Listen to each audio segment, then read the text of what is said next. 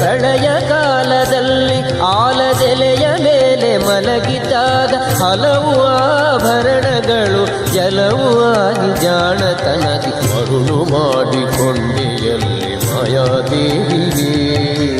ಇರುಳು ಹಗಲು ಏಕವಾಗಿ ಹರಿಯು ನಿನ್ನ ಬಿಡದಿ ಪಂಕ್ತಿ ಮರುಳು ಮಾಡಿಕೊಂಡೆಯಲ್ಲಿ ಮಾಯಾದೇವಿಯೇ.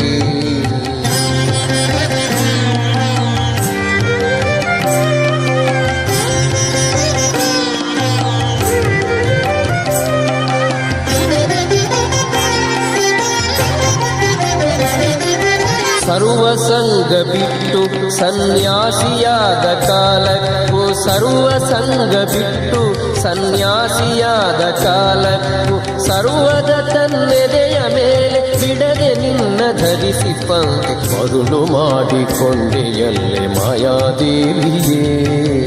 ಇರುಳು ಹಗಲು ಏಕವಾಗಿ ಹರಿ